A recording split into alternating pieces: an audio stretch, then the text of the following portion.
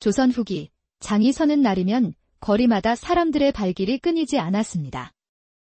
벼슬보다 쌀값을 더 따지는 상인들이 생겨났고 쌈짓돈을 지키려는 안악들과 물건을 팔기 위해 웃음을 짓는 사내들이 엇갈려 지나갔지요.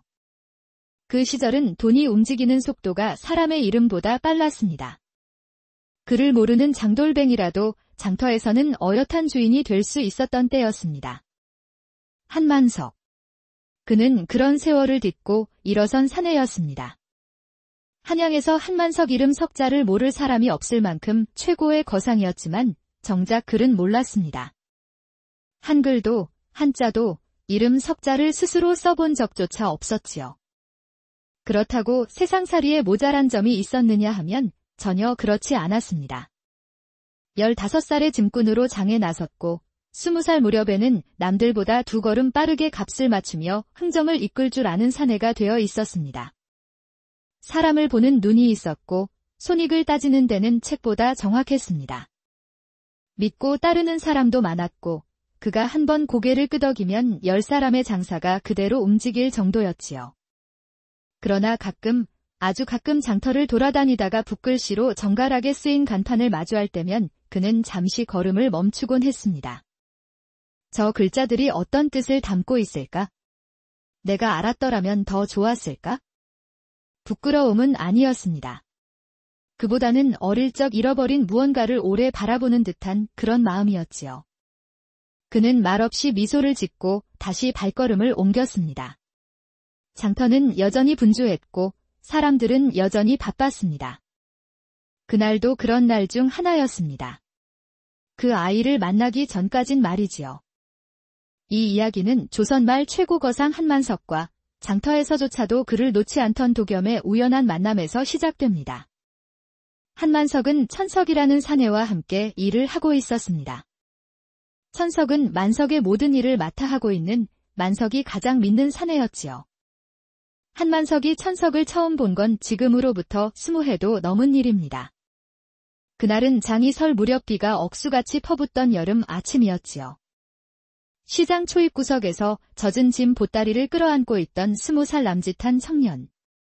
눈은 고요했고 손은 바빴습니다. 다 젖은 포대 속에서 마를 만한 물건을 골라내던 그 눈빛을 보고 만석은 속으로 중얼거렸지요. 저놈, 말이 적고 믿음직하겠구먼. 대신 손은 바쁘겠다. 그날 이후로 천석은 상단에 남았습니다. 어디 가서 배운 적도 없다는 그 청년은 짐 옮기는 법부터 말 한마디 던지는 순서까지 스스로 익혀갔습니다. 몇 해가 흐르자 만석은 장부정리며 거래처 응대까지 천석에게 맡기기 시작했습니다. 그를 몰랐던 만석에게 천석은 눈과 손발이 되어 주었지요. 천석아, 지난달 저 산동골 장사, 우리 쪽이 이긴 게냐 진 게냐? 이겼지요. 3배로 물건 나갔습니다요. 됐다. 그렇게 묻고, 듣고, 판단하고, 맡기는 사이 천석은 점점 더 많은 일을 알아서 챙겼습니다. 다른 상인들도 천석의 말이면 곧 만석 어른의 뜻이라 말할 정도가 되었지요. 그런데 어느 때부턴가 만석은 머릿속으로 맞춰오던 흐름에 작게 어긋나는 느낌을 받기 시작했습니다. 장부는 읽지 못해도 장에 들어온 물건의 수와 나간 물건의 수, 그리고 남은 돈의 무게는 손끝과 감각으로 익힌 지 오래였지요. 포목이 3필 더 나간다 했는데 창고에 남은 자투리 양이 어딘가 이상했고 소금값이 내려갔다는데 손에 쥔 돈은 전보다 적었습니다. 만석은 아무 말 없이 천천히 눈을 감고 생각했습니다.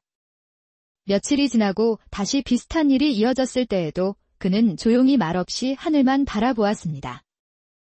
뭔가 조금씩 비껴가는구먼?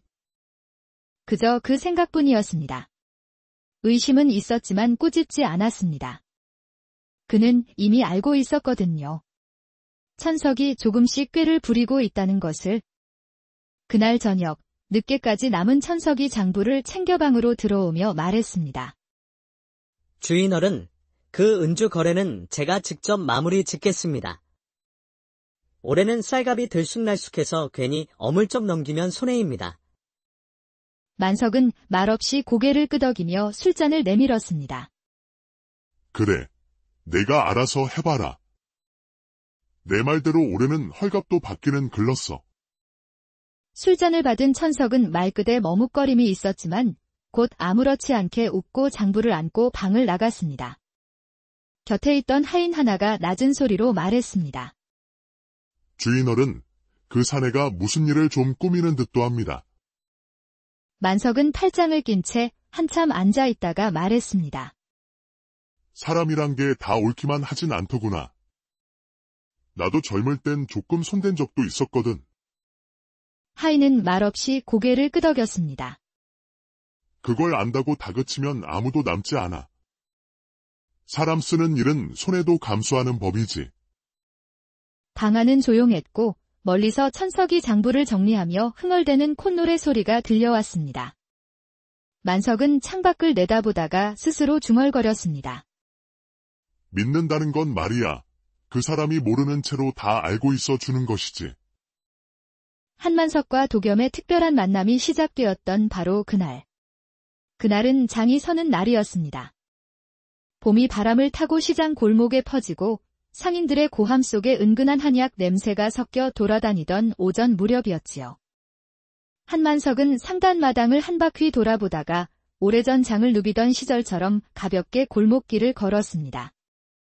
장터 구석 오래된 기와집 담장역, 그늘이 드리운 돌계단 위에 누군가 조용히 앉아 있었습니다. 해진 남색 도포에 낡은 보자기를 끼고 앉은 채 작은 붓을 손에 들고 종이에 또박또박 써 내려가고 있었지요. 소년의 이름은 이도겸. 가난한 양반가의 막내 아들로 집안이 기울자 서당을 그만두고 짐꾼 일을 시작한 지 2해가 넘었습니다. 하지만 책을 놓지는 않았습니다. 장터 한켠 남들이 눈길 주지 않는 돌계단 위에 앉아 누가 시키지도 않았는데 책을 펴고 글을 따라 써 내려가는 아이였습니다. 한만석은 그 모습을 멀리서 지켜보다가 조용히 다가섰습니다. 햇볕은 느릿하게 기와를 타고 흘러내렸고 소년의 손끝은 작고 단정한 글씨를 한자 한자 그려가고 있었습니다. 그 모습에 왠지 마음이 끌렸지요. 짐짝을 묶던 젊은 시절의 자신과는 달랐지만 다른 종류의 성실함이 느껴졌습니다. 잠시 후 소년이 고개를 들어 만석을 바라보았습니다. 두려움도 경계도 없이 그저 뜻밖의 시선을 마주한 조용한 눈빛이었습니다. 한만석이 먼저 입을 열었습니다. 글을 익히는 게냐? 책에서 본 문장입니다. 뜻이 좋아서 외우려 합니다. 그 나이에 책이 그렇게 재미있더냐? 배울 수 있을 때 배우고 싶어서요. 형편이 안 되어 서당엔 못 갑니다만 이렇게라도 익히고 싶습니다. 만석은 고개를 끄덕였습니다. 그리고 조금 다가서며 조심스레 물었습니다. 나 같은 사람도 그 글자를 배울 수 있겠느냐? 도겸은 잠시 눈을 깜빡였습니다. 그리고는 조심스럽게 허리를 숙였습니다. 어르신께서 원하신다면 제가 아는 만큼은 가르쳐 드릴 수 있습니다. 한만석은 웃으며 물었습니다. 그럼 내 품삯은 뭘로 하면 되겠느냐? 도겸은 놀란 듯 고개를 들었습니다. 아닙니다. 그런 뜻으로 말씀드린 건 아니옵니다. 저는 글을 좋아해서 배우는 것이니 그걸 나누는 일이라면 그냥 하면 됩니다. 만석은 그 대답을 듣고 잠시 말을 잃었습니다. 그러곤 고개를 끄덕이며 말했습니다. 그래. 그럼 이렇게 하자. 네가 글 하나 가르쳐 줄 때마다 내가 찹쌀엿을 한 줄 사주마. 어떠냐? 도겸의 눈이 동그랗게 커졌습니다. 만석은 씩 웃으며 덧붙였습니다. 내 손이 먼저 달려가게 할 만큼 달고 쫀득한 걸로. 알겠지? 도겸은 고개를 끄덕이며 수줍게 웃었습니다. 그날 이후 그 돌계단은 만석에게는 글을 배우는 첫 교실이 되었고 도겸에게는 사람을 마주하는 첫 수업이 되었습니다. 그 다음 날도 만석은 어김없이 돌계단 앞에 나타났습니다. 도겸은 한 발 먼저 도착해 붓과 종이, 먹물을 가지런히 준비해 두고 있었지요. 어떤 글자를 처음으로 배우고 싶으셔요? 만석은 머리를 극적이며 주춤주춤 앉았습니다. 사람 자, 그거부터 해보면 안 되겠느냐. 사람인, 자, 좋습니다. 간단하지만 참 중요한 글자지요.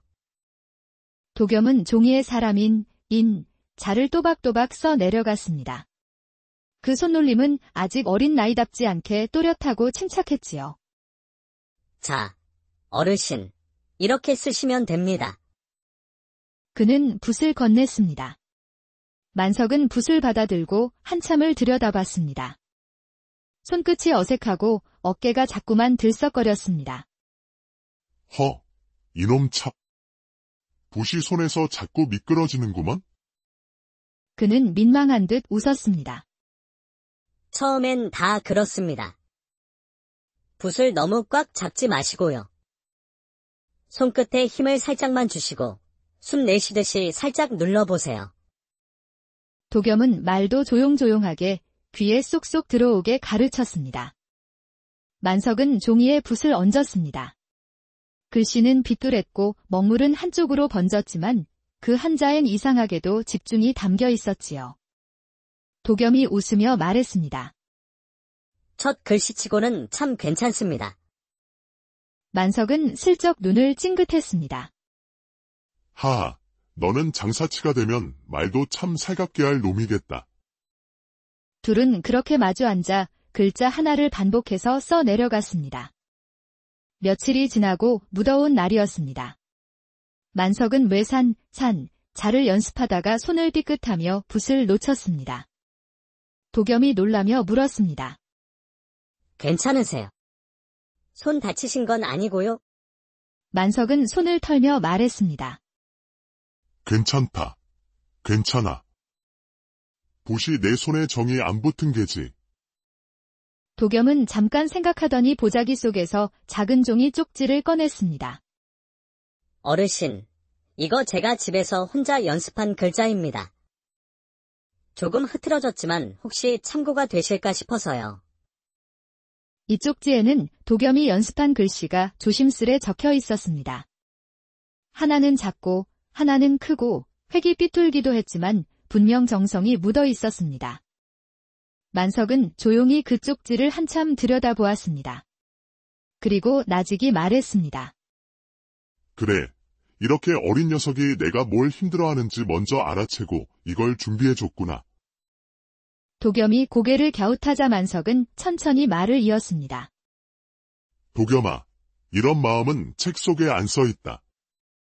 사람이 책에서 배우는 것도 중요하지만 사람 마음을 살피는 건 그런 데서 배우는 게 아니야. 너는 타고나기를 사람 마음 살피는 법을 알고 있는 듯하구나. 도겸은 그 말을 듣고 조용히 고개를 숙였습니다. 입술을 꾹 다문 얼굴에 묘하게 뿌듯한 기색이 번졌습니다. 저녁 무렵 수업을 마치고 자리를 정리하던 도겸에게 만석이 부르듯 말했습니다.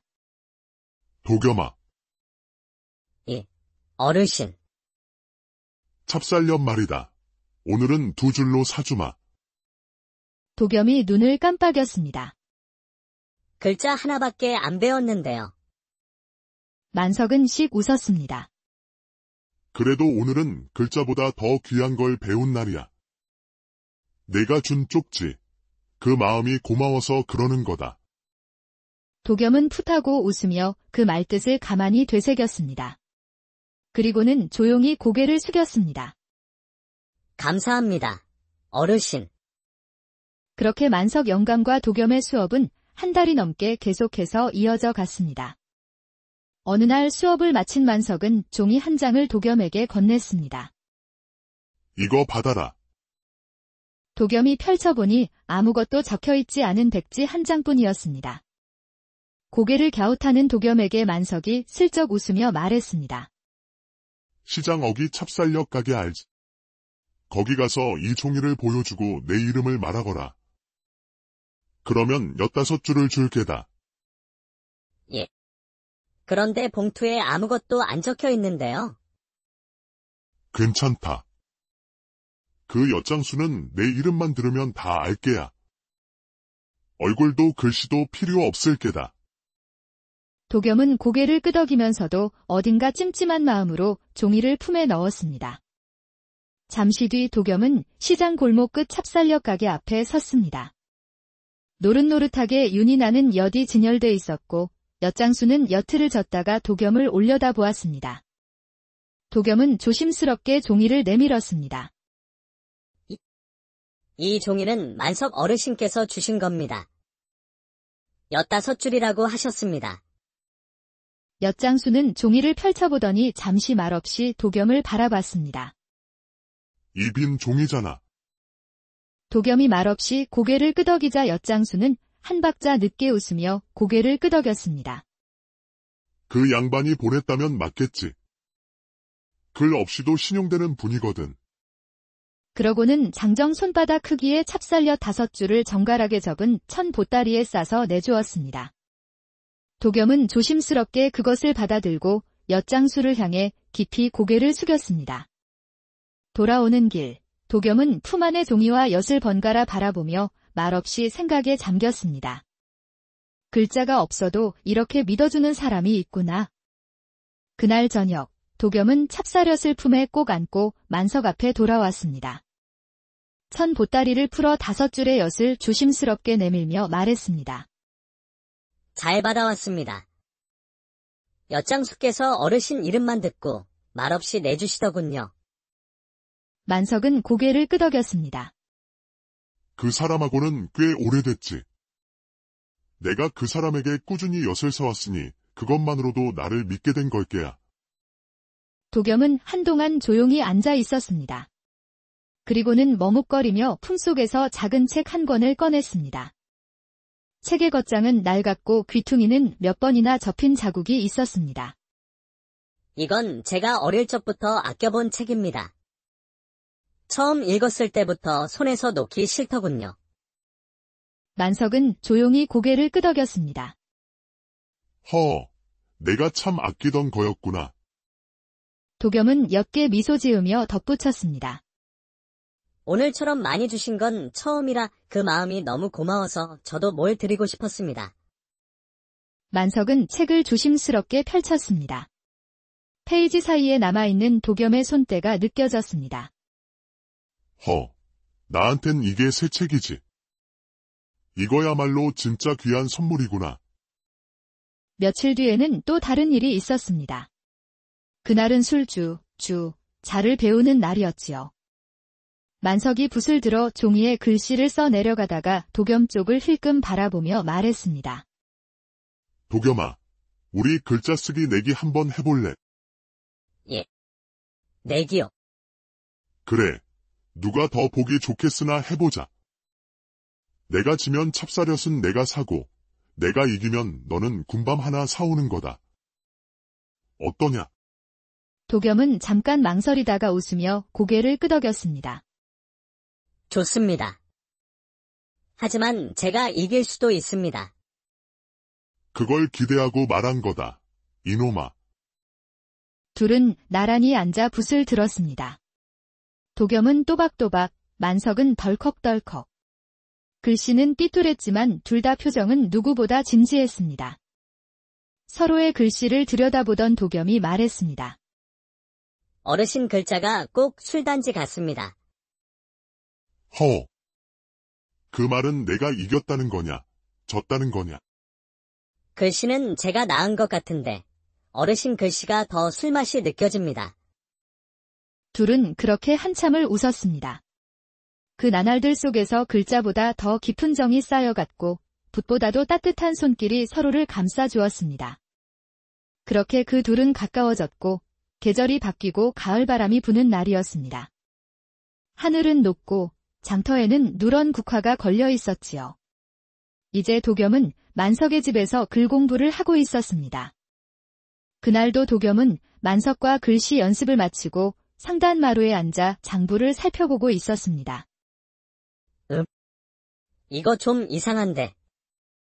장부의 마지막 장, 거래 내역이 살짝 어긋나 있었습니다. 글씨를 아는 사람이라면 금세 눈치챌 만큼 아주 미묘하게 말이지요. 도겸은 장부를 덮고 잠시 하늘을 바라봤습니다. 이건 실수가 아닌 것 같은데. 그때 천석이 장터 쪽에서 들어오고 있었습니다. 장사치들과 거래를 마친 뒤였지요. 도겸을 보자 억지로 미소를 지으며 말했습니다. 또 글공부인가 보구먼. 그래도 어르신은 어르신인데 저런 아이한테 배우는 건 난 보기 좀 그렇구먼.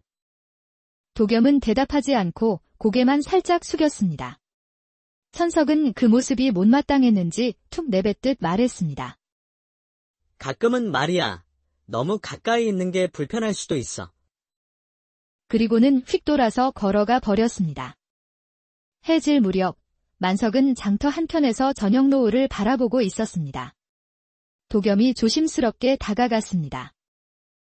어르신, 잠깐 여쭐 말씀이 있는데요. 그래. 무슨 일이냐? 도겸은 장부를 펴들며 조심스럽게 말했습니다. 장부가 조금 이상하게 손을 탄 것 같습니다. 만석은 장부를 받아들고 몇 장을 넘겨보더니 아무 말 없이 고개를 끄덕였습니다. 그래. 나도 알고 있었다. 도겸은 놀라 눈을 동그랗게 뜨고 되물었습니다. 알고 계셨습니까? 만석은 장부를 덮으며 천천히 말했습니다. 사람을 쓴다는 건 말이야. 잘할 때만 믿는 게 아니지. 그 사람이 지금 어디쯤 가고 있는지 말없이 지켜보는 것도 믿음이란다. 도겸은 말없이 고개를 숙였습니다. 잠시 뒤 만석이 조용히 말을 이었습니다. 근데 내가 이렇게 조심스레 말해준 거, 나는 그게 고맙구나. 난 너의 그 마음이 믿음직스럽구나. 도겸은 대답하지 않았습니다. 하지만 그 표정엔 깊은 생각이 담겨 있었습니다. 며칠 사이 천석은 어딘가 달라져 있었습니다. 장터에서 물건을 나르며 예전처럼 활기차게 일했지만 그 눈빛은 조용히 흔들리고 있었지요. 그날도 도겸은 상단 뒤편 평상에 앉아 붓글씨 연습을 하다 말고 만석이 부탁한 장부 한 귀퉁이를 정리하고 있었습니다. 그때 천석이 지나가다 조심스럽게 발걸음을 멈췄습니다. 너, 혹시 며칠 전에 어르신께 무슨 말 했냐? 도겸은 붓을 내려놓고 고개를 들었습니다. 예, 장부에 좀 이상한 부분이 있어서요. 천석은 잠시 눈을 내리깔더니 숨을 길게 내쉬고는 다시 묻습니다. 그 모든 걸 전부 어르신께 말씀드린 게냐? 확실한 건 모르겠지만 제가 아는 만큼은 말씀드렸습니다. 도겸의 말은 조심스러웠지만 그 속엔 꾸밈이 없었습니다. 천석은 말없이 고개를 끄덕였습니다. 그랬겠지. 도겸은 머뭇거리다 덧붙였습니다. 어르신께선 다 알고 계셨던 것 같습니다. 천석은 그 말을 듣고는 잠깐 눈을 감고 마당 쪽을 바라봤습니다. 그런 줄도 모르고 난 괜히 너만 미워했구나. 그리고는 고개를 푹 숙인 채 조용히 돌아섰습니다. 그날 밤 상단 마당에는 달빛이 고요히 내려앉아 있었습니다. 만석은 나무 의자에 걸터앉아 찻잔을 손에 들고 있었습니다. 천석이 마당 끝에서 걸어오더니 마루 앞에 무릎을 꿇었습니다. 어르신. 만석은 고개를 돌렸습니다. 그래. 무슨 일로 왔느냐? 천석은 조용히 말했습니다. 이놈이 장부에 손을 댄 것을 도겸이가 말했다 들었습니다. 만석은 잠시 말을 아끼더니 찻잔을 내려놓고 천천히 대답했습니다. 글쎄다. 그런 말은 없었는데. 왜, 그런 일이 있었나 보지. 천석은 얼굴을 들지 못한 채 작게 중얼거렸습니다. 예. 있었습니다. 며칠 전 것도, 예전 것. 제가 했습니다. 만석은 잠시 말이 없었습니다. 달빛이 마루 끝에 스며들었습니다. 천석은 고개를 깊이 숙이며 말했습니다. 어르신께선 다 알고 계셨던 것 같아서. 그게 더 죄송합니다. 그 말을 듣자 만석은 조용히 한숨을 내쉬고 말했습니다. 됐다. 사람도 나이 먹으면서 배우는 게지. 나도 요즘 글자 배우고 있다. 너도 사람 좀 더 배우면 되는 게야. 천석은 그 말에 눈시울이 붉어졌습니다. 혼나지 않아서가 아니라 그 말이 따뜻하게 가슴을 울렸기 때문이었습니다. 그날 저녁, 작은 상 하나가 마루에 놓였습니다.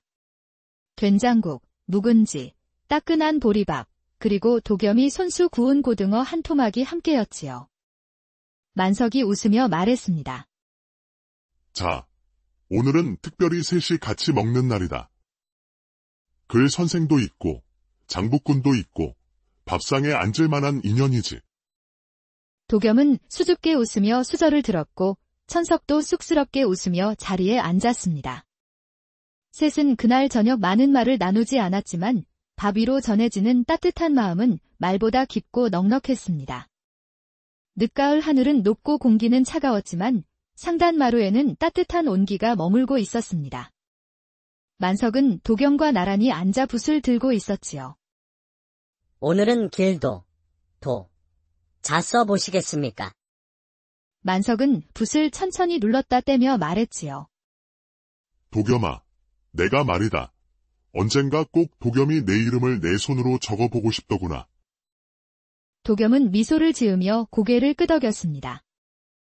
그럼 오늘은 겸할 겸, 자도 함께 연습해 보시지요. 만석은 획마다 손이 떨리면서도 정성을 다해 글자를 써 내려갔습니다. 글씨는 서툴렀지만 그 글 안엔 한 사람을 향한 정이 고스란히 담겨 있었지요. 도겸은 그 모습을 물끄러미 바라보며 생각했습니다. 글자를 배우는 게 다가 아니었구나. 사람을 알아가고 마음을 나누는 것, 그게 더 큰 배움이었지. 그날 이후 도겸은 만석을 할아버지라 부르기 시작했습니다. 처음엔 조금 어색했지만 곧 입에 익었고 그 말엔 따뜻한 애정이 묻어났습니다. 만석도 도겸의 머리를 쓰다듬으며 웃곤 했습니다. 하하, 이놈아. 이 늙은이가 너한테 할아버지 소리 들을 줄은 몰랐다. 천석도 어느 날 마루 끝에 조용히 앉았습니다. 두 사람을 바라보다가 슬쩍 입을 열었지요. 어르신이 붓을 들고 있는 걸 보니 괜히 손끝이 근질거리네요. 말은 그렇게 해도 이내 종이를 펴고 도겸에게 물었습니다. 야, 이 글자는 몇 획이지? 7입니다. 나도 알고 있다. 그냥 어르신 흉내를 내본 것뿐이야. 천석은 글자를 쓰는 척하며 웃었습니다. 도겸은 그런 천석을 가만히 보았습니다. 이 형도 글씨보다 더 많은 걸 배우고 있는 거겠지? 그날 저녁 셋은 상단 뒤편 평상에 나란히 앉았습니다. 낡은 책 한 권, 마르지 않은 붓, 따끈한 군밤 몇 알이 그들 사이에 놓여 있었습니다. 도겸이 책을 펼쳐 조용히 한 구절을 읽었습니다. 배움에는 끝이 없고 길을 걷는 자는 멈추지 않는다. 만석은 고개를 끄덕이며 조용히 되뇌었습니다. 그래, 끝맺지 않는 게 배움이지. 사람도, 정도 배워가는 거지. 천석이 군밤을 집으며 말했습니다. 저도 좀 더 배워야겠네요. 마음 쓰는 법을요. 도겸은 작게 웃으며 말했습니다. 셋이 모였으니 선생도, 학생도 없는 거죠. 다 같이 배우는 겁니다. 그 말에 셋은 동시에 웃음을 터뜨렸습니다. 바람은 제법 차가워졌지만 그 평상 위엔 오래도록 따뜻한 정이 머물러 있었습니다. 그렇게 10수년이라는 시간이 흘러 성인이 된 도겸은 만석의 도움으로 작은 서당의 훈장님이 되었습니다. 마루에는 나무 냄새가 은근히 배어 있었고 아이들의 발소리가 저 멀리서 들려왔습니다. 도겸은 조용히 방 안에 들어서며 벽에 걸린 액자 하나를 바라보았습니다. 그 액자 속에는 큼직하게 쓰인 글자 하나가 있었습니다. 믿을 신, 자. 서툰 분놀림, 삐뚤어진 획, 그러나 정성이 담긴 한 글자. 그건 오래전 장터에서 만석 어르신이 떨리는 손으로 처음 써 내려갔던 글자였습니다. 도겸은 한참을 바라봤지요. 장터 마루에서 시작된 배움, 붓을 들던 손, 말없이 건넸던 신뢰와 온기. 지금 그는 그 마음을 또 다른 누군가에게 전하고 있었습니다. 시간은 흘렀지만 그들이 나눈 믿음은 이 작은 서당 안에서 여전히 숨쉬고 있었습니다. 누군가는 글자를 배웠고 누군가는 마음을 배웠습니다. 그리고 누군가는 믿음을 다시 배웠습니다.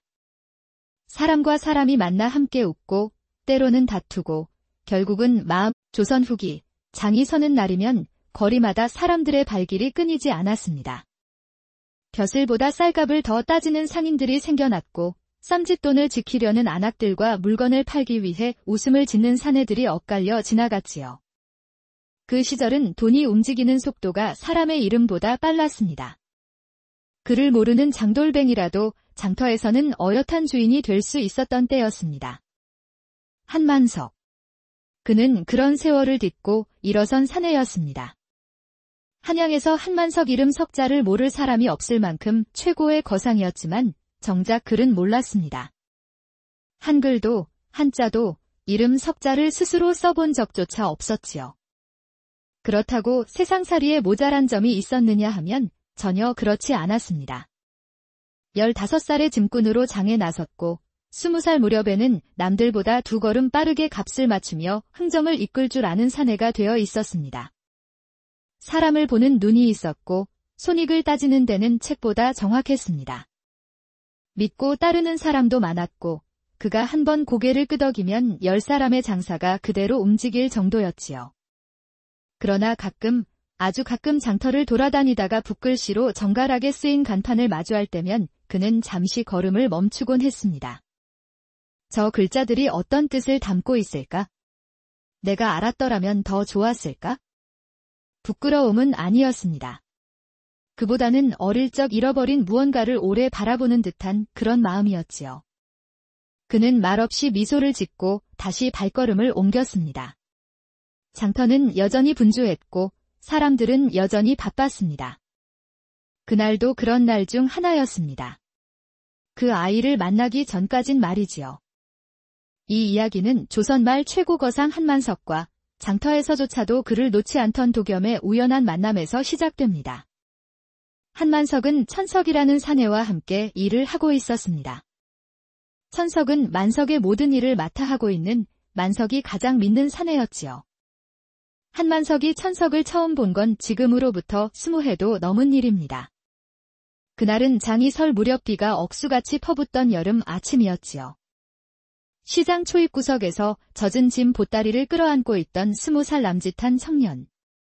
눈은 고요했고 손은 바빴습니다.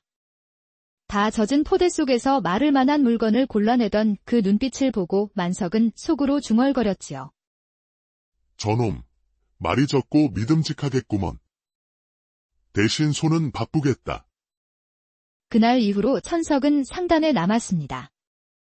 어디 가서 배운 적도 없다는 그 청년은 짐 옮기는 법부터 말 한마디 던지는 순서까지 스스로 익혀갔습니다. 몇 해가 흐르자 만석은 장부정리며 거래처 응대까지 천석에게 맡기기 시작했습니다. 그를 몰랐던 만석에게 천석은 눈과 손발이 되어 주었지요. 천석아, 지난달 저 산동골 장사, 우리 쪽이 이긴 게냐 진 게냐? 이겼지요. 3배로 물건 나갔습니다요. 됐다. 그렇게 묻고 듣고 판단하고 맡기는 사이 천석은 점점 더 많은 일을 알아서 챙겼습니다. 다른 상인들도 천석의 말이면 곧 만석 어른의 뜻이라 말할 정도가 되었지요. 그런데 어느 때부턴가 만석은 머릿속으로 맞춰오던 흐름에 작게 어긋나는 느낌을 받기 시작했습니다. 장부는 읽지 못해도 장에 들어온 물건의 수와 나간 물건의 수, 그리고 남은 돈의 무게는 손끝과 감각으로 익힌 지 오래였지요. 포목이 3필 더 나간다 했는데 창고에 남은 자투리 양이 어딘가 이상했고 소금값이 내려갔다는데 손에 쥔 돈은 전보다 적었습니다. 만석은 아무 말 없이 천천히 눈을 감고 생각했습니다. 며칠이 지나고 다시 비슷한 일이 이어졌을 때에도 그는 조용히 말없이 하늘만 바라보았습니다. 뭔가 조금씩 비껴가는구먼? 그저 그 생각뿐이었습니다. 의심은 있었지만 꾸짖지 않았습니다. 그는 이미 알고 있었거든요. 천석이 조금씩 꾀를 부리고 있다는 것을. 그날 저녁, 늦게까지 남은 천석이 장부를 챙겨 방으로 들어오며 말했습니다. 주인어른, 그 은주 거래는 제가 직접 마무리 짓겠습니다. 올해는 쌀값이 들쑥날쑥해서 괜히 어물쩍 넘기면 손해입니다. 만석은 말없이 고개를 끄덕이며 술잔을 내밀었습니다. 그래, 내가 알아서 해봐라. 내 말대로 올해는 헐값도 받기는 글렀어. 술잔을 받은 천석은 말끝에 머뭇거림이 있었지만 곧 아무렇지 않게 웃고 장부를 안고 방을 나갔습니다. 곁에 있던 하인 하나가 낮은 소리로 말했습니다. 주인어른, 그 사내가 무슨 일을 좀 꾸미는 듯도 합니다. 만석은 팔짱을 낀 채 한참 앉아 있다가 말했습니다. 사람이란 게 다 옳기만 하진 않더구나. 나도 젊을 땐 조금 손댄 적도 있었거든. 하인은 말없이 고개를 끄덕였습니다. 그걸 안다고 다그치면 아무도 남지 않아. 사람 쓰는 일은 손해도 감수하는 법이지. 방 안은 조용했고 멀리서 천석이 장부를 정리하며 흥얼대는 콧노래 소리가 들려왔습니다. 만석은 창밖을 내다보다가 스스로 중얼거렸습니다. 믿는다는 건 말이야. 그 사람이 모르는 채로 다 알고 있어 주는 것이지. 한만석과 도겸의 특별한 만남이 시작되었던 바로 그날. 그날은 장이 서는 날이었습니다. 봄이 바람을 타고 시장 골목에 퍼지고 상인들의 고함 속에 은근한 한약 냄새가 섞여 돌아다니던 오전 무렵이었지요. 한만석은 상단마당을 한 바퀴 돌아보다가 오래전 장을 누비던 시절처럼 가볍게 골목길을 걸었습니다. 장터 구석 오래된 기와집 담장 옆, 그늘이 드리운 돌계단 위에 누군가 조용히 앉아 있었습니다. 해진 남색 도포에 낡은 보자기를 끼고 앉은 채 작은 붓을 손에 들고 종이에 또박또박 써 내려가고 있었지요. 소년의 이름은 이도겸. 가난한 양반가의 막내 아들로 집안이 기울자 서당을 그만두고 짐꾼 일을 시작한 지 2해가 넘었습니다. 하지만 책을 놓지는 않았습니다. 장터 한켠 남들이 눈길 주지 않는 돌계단 위에 앉아 누가 시키지도 않았는데 책을 펴고 글을 따라 써 내려가는 아이였습니다. 한만석은 그 모습을 멀리서 지켜보다가 조용히 다가섰습니다. 햇볕은 느릿하게 기와를 타고 흘러내렸고 소년의 손끝은 작고 단정한 글씨를 한자 한자 그려가고 있었습니다. 그 모습에 왠지 마음이 끌렸지요. 짐짝을 묶던 젊은 시절의 자신과는 달랐지만 다른 종류의 성실함이 느껴졌습니다. 잠시 후 소년이 고개를 들어 만석을 바라보았습니다. 두려움도 경계도 없이 그저 뜻밖의 시선을 마주한 조용한 눈빛이었습니다. 한만석이 먼저 입을 열었습니다. 글을 익히는 게냐? 책에서 본 문장입니다. 뜻이 좋아서 외우려 합니다. 그 나이에 책이 그렇게 재미있더냐? 배울 수 있을 때 배우고 싶어서요. 형편이 안 되어 서당엔 못 갑니다만 이렇게라도 익히고 싶습니다. 만석은 고개를 끄덕였습니다. 그리고 조금 다가서며 조심스레 물었습니다. 나 같은 사람도 그 글자를 배울 수 있겠느냐? 도겸은 잠시 눈을 깜빡였습니다. 그리고는 조심스럽게 허리를 숙였습니다. 어르신께서 원하신다면 제가 아는 만큼은 가르쳐 드릴 수 있습니다. 한만석은 웃으며 물었습니다. 그럼 내 품삯은 뭘로 하면 되겠느냐? 도겸은 놀란 듯 고개를 들었습니다. 아닙니다. 그런 뜻으로 말씀드린 건 아니옵니다. 저는 글을 좋아해서 배우는 것이니 그걸 나누는 일이라면 그냥 하면 됩니다. 만석은 그 대답을 듣고 잠시 말을 잃었습니다. 그러곤 고개를 끄덕이며 말했습니다.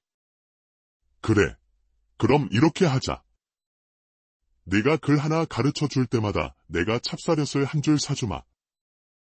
어떠냐? 도겸의 눈이 동그랗게 커졌습니다. 만석은 씩 웃으며 덧붙였습니다. 내 손이 먼저 달려가게 할 만큼 달고 쫀득한 걸로. 알겠지? 도겸은 고개를 끄덕이며 수줍게 웃었습니다. 그날 이후 그 돌계단은 만석에게는 글을 배우는 첫 교실이 되었고 도겸에게는 사람을 마주하는 첫 수업이 되었습니다. 그 다음 날도 만석은 어김없이 돌계단 앞에 나타났습니다. 도겸은 한 발 먼저 도착해 붓과 종이, 먹물을 가지런히 준비해 두고 있었지요. 어떤 글자를 처음으로 배우고 싶으셔요? 만석은 머리를 극적이며 주춤주춤 앉았습니다. 사람인, 인, 자, 그거부터 해보면 안 되겠느냐. 사람인, 인, 자. 좋습니다. 간단하지만 참 중요한 글자지요. 도겸은 종이에 사람인, 인, 자를 또박또박 써 내려갔습니다. 그 손놀림은 아직 어린 나이답지 않게 또렷하고 침착했지요. 자, 어르신. 이렇게 쓰시면 됩니다. 그는 붓을 건넸습니다. 만석은 붓을 받아들고 한참을 들여다봤습니다. 손끝이 어색하고 어깨가 자꾸만 들썩거렸습니다. 이놈 참. 붓이 손에서 자꾸 미끄러지는구먼? 그는 민망한 듯 웃었습니다. 처음엔 다 그렇습니다. 붓을 너무 꽉 잡지 마시고요. 손끝에 힘을 살짝만 주시고 숨 내쉬듯이 살짝 눌러보세요. 도겸은 말도 조용조용하게 귀에 쏙쏙 들어오게 가르쳤습니다. 만석은 종이에 붓을 얹었습니다. 글씨는 비뚤했고 먹물은 한쪽으로 번졌지만 그 한자엔 이상하게도 집중이 담겨 있었지요. 도겸이 웃으며 말했습니다. 첫 글씨치고는 참 괜찮습니다. 만석은 슬쩍 눈을 찡긋했습니다. 하하, 너는 장사치가 되면 말도 참 살갑게 할 놈이겠다. 둘은 그렇게 마주 앉아 글자 하나를 반복해서 써 내려갔습니다. 며칠이 지나고 무더운 날이었습니다. 만석은 외산, 산, 자를 연습하다가 손을 삐끗하며 붓을 놓쳤습니다. 도겸이 놀라며 물었습니다. 괜찮으세요? 손 다치신 건 아니고요? 만석은 손을 털며 말했습니다. 괜찮다. 괜찮아. 붓이 내 손에 정이 안 붙은 게지. 도겸은 잠깐 생각하더니 보자기 속에서 작은 종이 쪽지를 꺼냈습니다. 어르신, 이거 제가 집에서 혼자 연습한 글자입니다. 조금 흐트러졌지만 혹시 참고가 되실까 싶어서요. 이 쪽지에는 도겸이 연습한 글씨가 조심스레 적혀 있었습니다. 하나는 작고 하나는 크고 획이 삐뚤기도 했지만 분명 정성이 묻어 있었습니다. 만석은 조용히 그 쪽지를 한참 들여다보았습니다. 그리고 나직이 말했습니다. 그래, 이렇게 어린 녀석이 내가 뭘 힘들어하는지 먼저 알아채고 이걸 준비해줬구나. 도겸이 고개를 갸웃하자 만석은 천천히 말을 이었습니다. 도겸아, 이런 마음은 책 속에 안 써 있다. 사람이 책에서 배우는 것도 중요하지만 사람 마음을 살피는 건 그런 데서 배우는 게 아니야. 너는 타고나기를 사람 마음 살피는 법을 알고 있는 듯하구나. 도겸은 그 말을 듣고 조용히 고개를 숙였습니다. 입술을 꾹 다문 얼굴에 묘하게 뿌듯한 기색이 번졌습니다. 저녁 무렵 수업을 마치고 자리를 정리하던 도겸에게 만석이 부르듯 말했습니다. 도겸아, 예, 어르신. 찹쌀엿 말이다. 오늘은 2줄로 사주마. 도겸이 눈을 깜빡였습니다. 글자 하나밖에 안 배웠는데요. 만석은 씩 웃었습니다. 그래도 오늘은 글자보다 더 귀한 걸 배운 날이야. 내가 준 쪽지. 그 마음이 고마워서 그러는 거다. 도겸은 풋하고 웃으며 그 말뜻을 가만히 되새겼습니다. 그리고는 조용히 고개를 숙였습니다. 감사합니다. 어르신. 그렇게 만석 영감과 도겸의 수업은 한 달이 넘게 계속해서 이어져 갔습니다. 어느 날 수업을 마친 만석은 종이 한 장을 도겸에게 건넸습니다. 이거 받아라.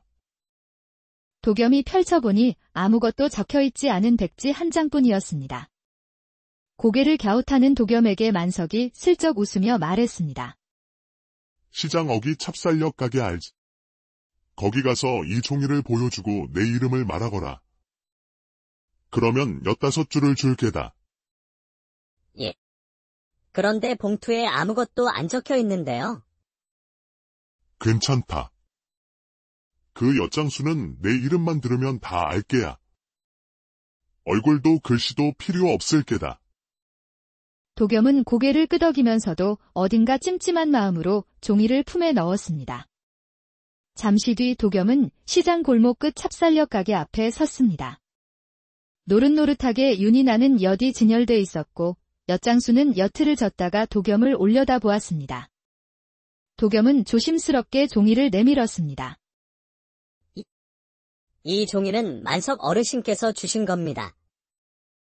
15줄이라고 하셨습니다. 엿장수는 종이를 펼쳐보더니 잠시 말없이 도겸을 바라봤습니다. 이 빈 종이잖아. 도겸이 말없이 고개를 끄덕이자 엿장수는 한 박자 늦게 웃으며 고개를 끄덕였습니다. 그 양반이 보냈다면 맞겠지. 글 없이도 신용되는 분이거든. 그러고는 장정 손바닥 크기의 찹쌀엿 5줄을 정갈하게 접은 천 보따리에 싸서 내주었습니다. 도겸은 조심스럽게 그것을 받아들고 엿장수를 향해 깊이 고개를 숙였습니다. 돌아오는 길, 도겸은 품 안의 종이와 엿을 번갈아 바라보며 말없이 생각에 잠겼습니다. 글자가 없어도 이렇게 믿어주는 사람이 있구나. 그날 저녁, 도겸은 찹쌀엿을 품에 꼭 안고 만석 앞에 돌아왔습니다. 천 보따리를 풀어 5줄의 엿을 조심스럽게 내밀며 말했습니다. 잘 받아왔습니다. 엿장수께서 어르신 이름만 듣고 말없이 내주시더군요. 만석은 고개를 끄덕였습니다. 그 사람하고는 꽤 오래됐지. 내가 그 사람에게 꾸준히 엿을 사왔으니 그것만으로도 나를 믿게 된 걸게야. 도겸은 한동안 조용히 앉아 있었습니다. 그리고는 머뭇거리며 품속에서 작은 책 한 권을 꺼냈습니다. 책의 겉장은 낡았고 귀퉁이는 몇 번이나 접힌 자국이 있었습니다. 이건 제가 어릴 적부터 아껴본 책입니다. 처음 읽었을 때부터 손에서 놓기 싫더군요. 만석은 조용히 고개를 끄덕였습니다. 내가 참 아끼던 거였구나. 도겸은 옅게 미소 지으며 덧붙였습니다. 오늘처럼 많이 주신 건 처음이라 그 마음이 너무 고마워서 저도 뭘 드리고 싶었습니다. 만석은 책을 조심스럽게 펼쳤습니다. 페이지 사이에 남아있는 도겸의 손때가 느껴졌습니다. 나한텐 이게 새 책이지. 이거야말로 진짜 귀한 선물이구나. 며칠 뒤에는 또 다른 일이 있었습니다. 그날은 자를 배우는 날이었지요. 만석이 붓을 들어 종이에 글씨를 써 내려가다가 도겸 쪽을 힐끔 바라보며 말했습니다. 도겸아, 우리 글자 쓰기 내기 한번 해볼래? 예. 내기요. 그래. 누가 더 보기 좋겠으나 해보자. 내가 지면 찹쌀엿은 내가 사고, 내가 이기면 너는 군밤 하나 사오는 거다. 어떠냐? 도겸은 잠깐 망설이다가 웃으며 고개를 끄덕였습니다. 좋습니다. 하지만 제가 이길 수도 있습니다. 그걸 기대하고 말한 거다. 이놈아. 둘은 나란히 앉아 붓을 들었습니다. 도겸은 또박또박, 만석은 덜컥덜컥. 글씨는 삐뚤했지만 둘 다 표정은 누구보다 진지했습니다. 서로의 글씨를 들여다보던 도겸이 말했습니다. 어르신 글자가 꼭 술단지 같습니다. 그 말은 내가 이겼다는 거냐, 졌다는 거냐? 글씨는 제가 나은 것 같은데 어르신 글씨가 더 술맛이 느껴집니다. 둘은 그렇게 한참을 웃었습니다. 그 나날들 속에서 글자보다 더 깊은 정이 쌓여갔고 붓보다도 따뜻한 손길이 서로를 감싸주었습니다. 그렇게 그 둘은 가까워졌고 계절이 바뀌고 가을바람이 부는 날이었습니다. 하늘은 높고 장터에는 누런 국화가 걸려 있었지요. 이제 도겸은 만석의 집에서 글 공부를 하고 있었습니다. 그날도 도겸은 만석과 글씨 연습을 마치고 상단마루에 앉아 장부를 살펴보고 있었습니다. 이거 좀 이상한데. 장부의 마지막 장, 거래 내역이 살짝 어긋나 있었습니다. 글씨를 아는 사람이라면 금세 눈치챌 만큼 아주 미묘하게 말이지요. 도겸은 장부를 덮고 잠시 하늘을 바라봤습니다. 이건 실수가 아닌 것 같은데. 그때 천석이 장터 쪽에서 들어오고 있었습니다. 장사치들과 거래를 마친 뒤였지요. 도겸을 보자 억지로 미소를 지으며 말했습니다. 또 글공부인가 보구먼. 그래도 어르신은 어르신인데 저런 아이한테 배우는 건 남 보기 좀 그렇구먼. 도겸은 대답하지 않고 고개만 살짝 숙였습니다. 천석은 그 모습이 못마땅했는지 툭 내뱉듯 말했습니다. 가끔은 말이야. 너무 가까이 있는 게 불편할 수도 있어. 그리고는 휙 돌아서 걸어가 버렸습니다. 해질 무렵 만석은 장터 한켠에서 저녁 노을을 바라보고 있었습니다. 도겸이 조심스럽게 다가갔습니다. 어르신, 잠깐 여쭐 말씀이 있는데요. 그래. 무슨 일이냐? 도겸은 장부를 펴들며 조심스럽게 말했습니다. 장부가 조금 이상하게 손을 탄 것 같습니다. 만석은 장부를 받아들고 몇 장을 넘겨보더니 아무 말 없이 고개를 끄덕였습니다. 그래. 나도 알고 있었다. 도겸은 놀라 눈을 동그랗게 뜨고 되물었습니다. 알고 계셨습니까? 만석은 장부를 덮으며 천천히 말했습니다. 사람을 쓴다는 건 말이야. 잘할 때만 믿는 게 아니지. 그 사람이 지금 어디쯤 가고 있는지 말없이 지켜보는 것도 믿음이란다. 도겸은 말없이 고개를 숙였습니다. 잠시 뒤 만석이 조용히 말을 이었습니다. 근데 내가 이렇게 조심스레 말해준 거, 나는 그게 고맙구나. 난 너의 그 마음이 믿음직스럽구나. 도겸은 대답하지 않았습니다. 하지만 그 표정엔 깊은 생각이 담겨 있었습니다. 며칠 사이 천석은 어딘가 달라져 있었습니다. 장터에서 물건을 나르며 예전처럼 활기차게 일했지만 그 눈빛은 조용히 흔들리고 있었지요. 그날도 도겸은 상단 뒤편 평상에 앉아 붓글씨 연습을 하다 말고 만석이 부탁한 장부 한 귀퉁이를 정리하고 있었습니다. 그때 천석이 지나가다 조심스럽게 발걸음을 멈췄습니다. 너, 혹시 며칠 전에 어르신께 무슨 말 했냐? 도겸은 붓을 내려놓고 고개를 들었습니다. 예, 장부에 좀 이상한 부분이 있어서요. 천석은 잠시 눈을 내리깔더니 숨을 길게 내쉬고는 다시 묻습니다. 그 모든 걸 전부 어르신께 말씀드린 게냐? 확실한 건 모르겠지만 제가 아는 만큼은 말씀드렸습니다. 도겸의 말은 조심스러웠지만 그 속엔 꾸밈이 없었습니다. 천석은 말없이 고개를 끄덕였습니다. 그랬겠지. 도겸은 머뭇거리다 덧붙였습니다. 어르신께선 다 알고 계셨던 것 같습니다. 천석은 그 말을 듣고는 잠깐 눈을 감고 마당 쪽을 바라봤습니다. 그런 줄도 모르고 난 괜히 너만 미워했구나. 그리고는 고개를 푹 숙인 채 조용히 돌아섰습니다.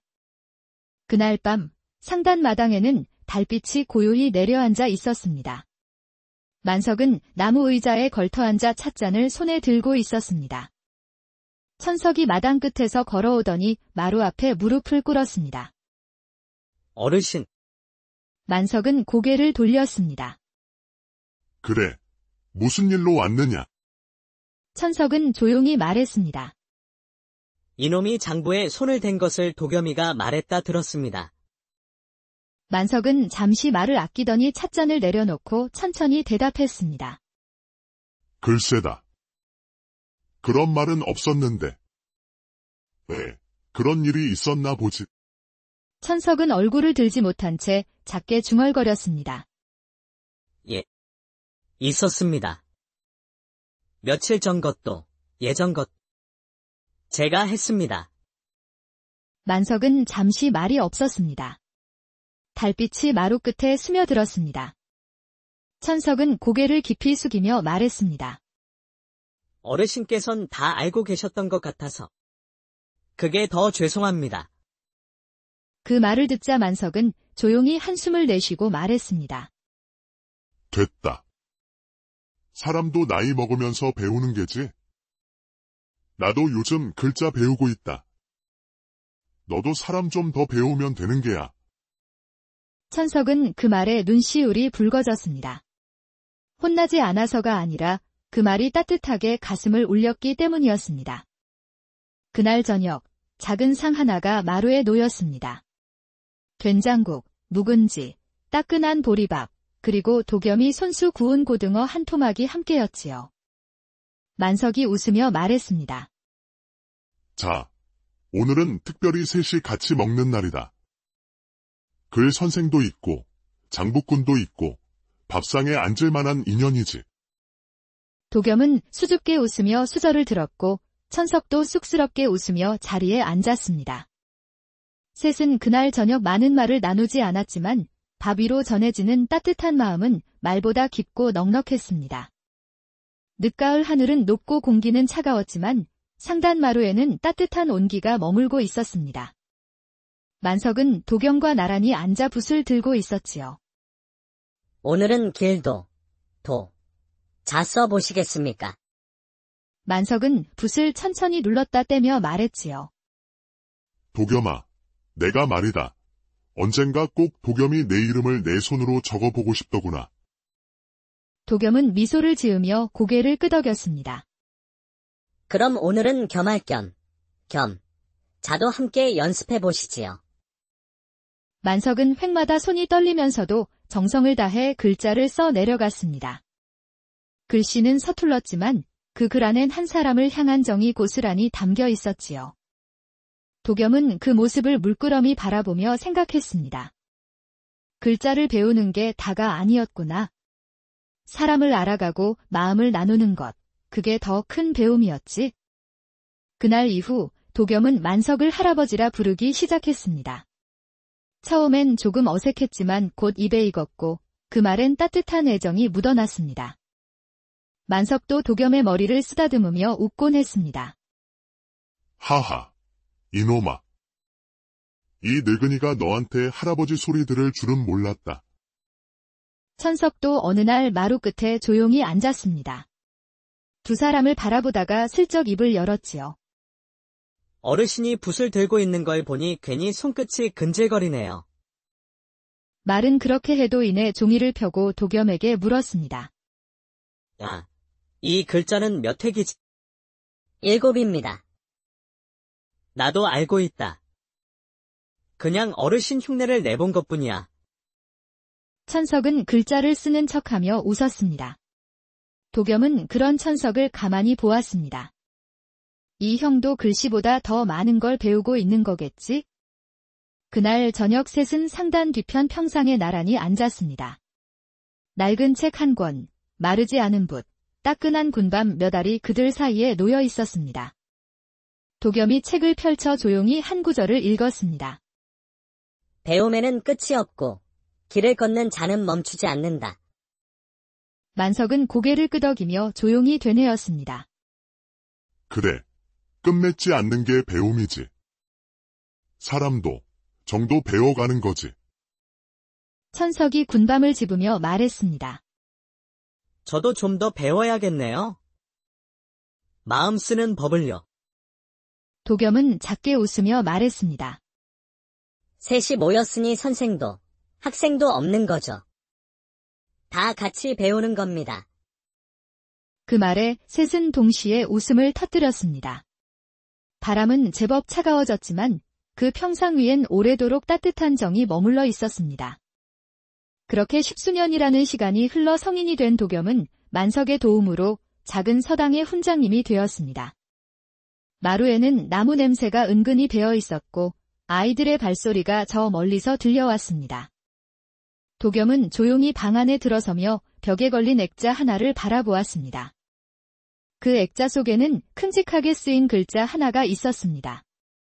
믿을 신, 자. 서툰 분놀림, 삐뚤어진 획, 그러나 정성이 담긴 한 글자. 그건 오래전 장터에서 만석 어르신이 떨리는 손으로 처음 써 내려갔던 글자였습니다. 도겸은 한참을 바라봤지요. 장터 마루에서 시작된 배움, 붓을 들던 손, 말없이 건넸던 신뢰와 온기, 지금 그는 그 마음을 또 다른 누군가에게 전하고 있었습니다.